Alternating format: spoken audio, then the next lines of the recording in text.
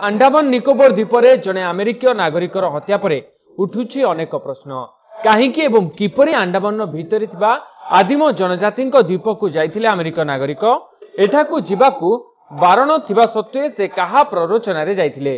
कुआ जाउछि आदिम आदिवासी निकट को धर्म प्रचार पई से जाइथिले। एही घटना रे तांकू नै जाइथिबा 6 जन मत्स्यजीवी को गिरफ्त करा जाइछि।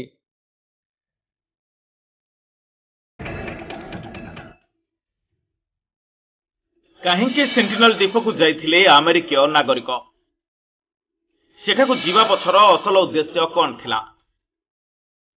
अमेरिकार नागरिक जॉन एलन चाउ मृत्यु पर उठुछि अनेक प्रश्न।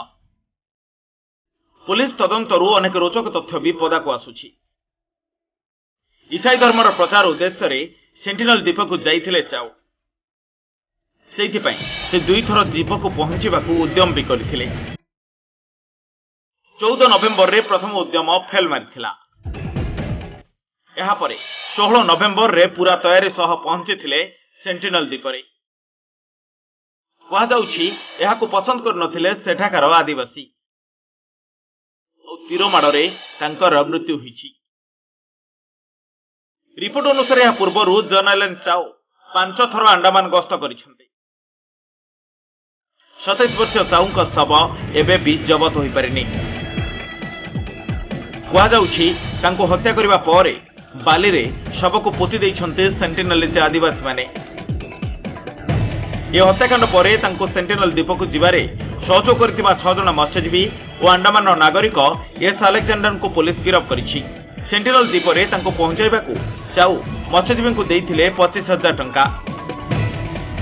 अंडमान पुलिस डीजी को सूचना अनुसार जॉन एलन चाउ 15 तारिख मध्यरात्रि रे मत्स्यजीवी सहायता रे यात्रा आरंभ करी द्वीपर पश्चिम सीमार पहुंची जाइथिले। यार परदिन गोटे छोटिया डंगा नहीं से एकला बाहरी थिले निषिद्ध सेंटिनल द्वीप को और सेठाकू जीवा पूर्व जॉन एलन चाउ मत्स्यजीवी को देइथिबा 13 पृष्ठर एक चिठी पुलिस जबत करिछि। 17 तारिख रे द्वीप निकटरू फेरिथिबा मत्स्यजीवी अनुसार कौनसी शव निकट रे आदिवासी उत्सव मनाउथिले। एही खबर मत्स्यजीवी माने अलेक्जेंडर को देबा परे से चाउ को हत्या संदेह करी अमेरिका रे जॉन एलन चाउ को परिवार को जणैथिले। या परे परे दूतावास जरिया रे भारत को खबर आसिया परे हेलिकॉप्टर जोगे शव को खोजिबा को उद्यम होइथिला, किंतु सेंटिनल आदिवासी माने एहाको अवतरण करने को सुजोग दे नथिले। पुलिस वन कल्याण समिति सहयोग रे शव ठाब करने को अंडमान पुलिस उद्यम करुछि। तेबे चाउ परिवार पक्षरु एने शोक प्रकाश करा जायछि। सेंटिनल द्वीप रे सेंटिनलिस्ट वर्गर प्राय 60,000 आदिवासी रहुछन्ते। एमाने अत्यंत क्रूर प्रकृतिर एठाको धर्म प्रचार उद्देश्य रे जीवा जॉन एलन चाउ को पूरा महंगा पड़िछि। Bureau report MBC news.